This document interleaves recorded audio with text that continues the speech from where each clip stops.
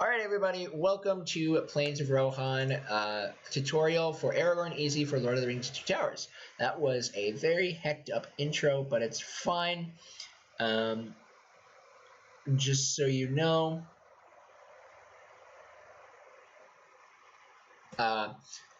this level can be done in multiple different... This level is very RNG heavy. It's really funky. And it's whack. It's really whack. And it can be really difficult. But we'll go ahead and jump right in to kind of explain things as best as possible. So this level is really RNG heavy. So the big premise of the level I won't get to until after this fight, just because that's something that's kind of important. And I'll explain it after the second fight too, so that way I have time. Hopefully, maybe. I don't honestly know. We'll find out. So there are these two Uruk-hai here. You're going to want to run up, parry their hit, and then Isildur's Swift Terror, both of them. Sometimes they will block you, and sometimes Gandalf gets in your way. If you get in a perfect mode, kill him. Proceed to the next area. Alright, so for this fight, if you're in perfect mode, use your bow. It still one-shots enemies.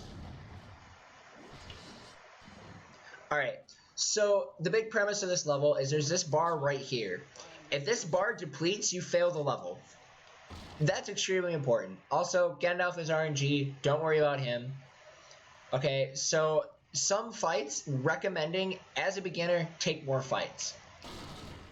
You get more EXP. Oh, also, when you break the barrel, you have enough time to come back here and grab this EXP pickup. Grab it.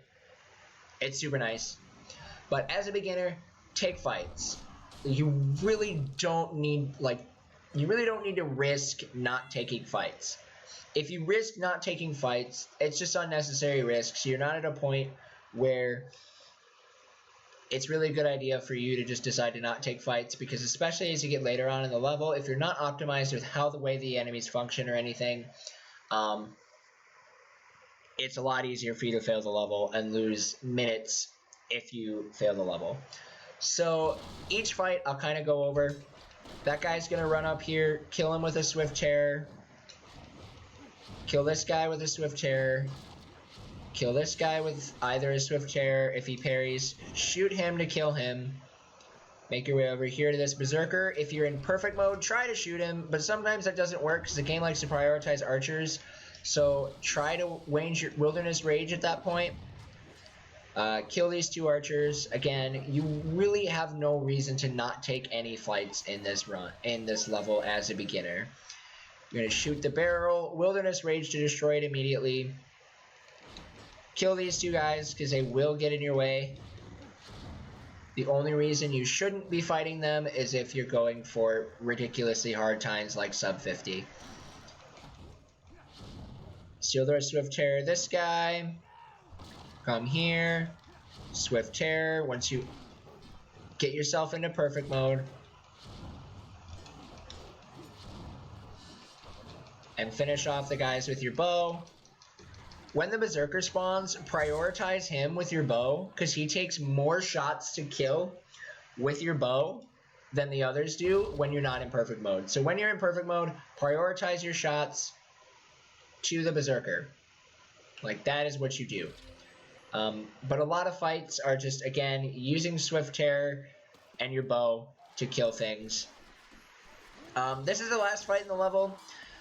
As a beginner, we're gonna actually make another quick save state, because they're just useful.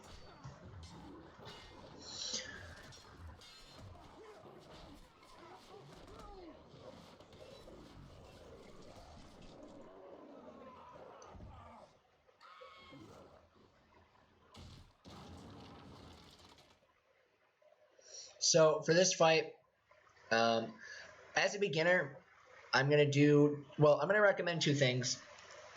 As a beginner, I'm gonna do this fight a little differently, on multiple times. We're gonna do it multiple times just to showcase different things. So what I recommend is first run over here to get this Berserker going.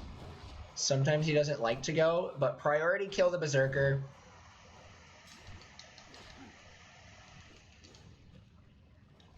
Sometimes he's annoying. Okay, so as a beginner, immediately run over to the burning building and let them out. The reason why I recommend that you immediately run over to the burning building is there's that bar right there at the bottom, and if that depletes, no matter where you're at in terms of villagers, you will fail the level and have to restart. So as a beginner, priority release them, but when you get more intermediate and advanced, feel free to focus on the fight first. And wow, they got cleared out instantaneously. And then find a comfortable spot to range your fury or wilderness rage. Sometimes there's a fire pit there.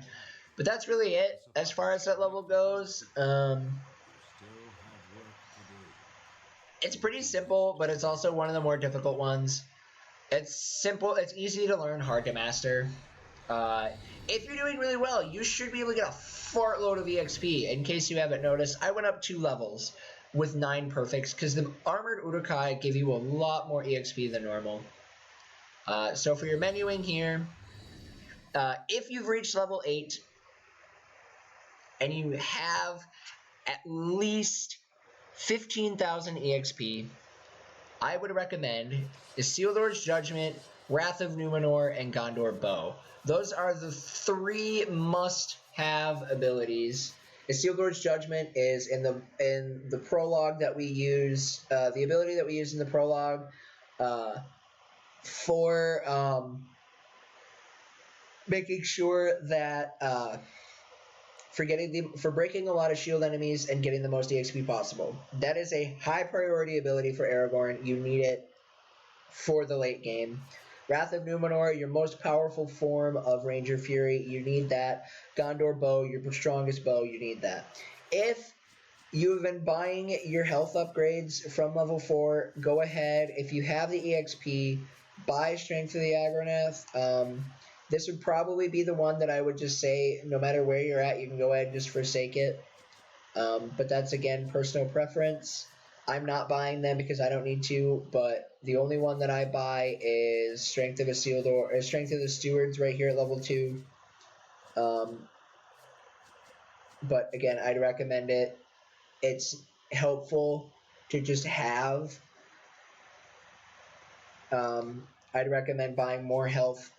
So Strength of Isildur, Strength of Elendil, and Strength of the Agronath. Those are just nice to have, and they're useful, specifically for safety, especially starting out. Safety is important. And then again, you don't save, and you move on to Westfold. Alright, so we're going to go ahead, and I will see you guys in the Westfold video.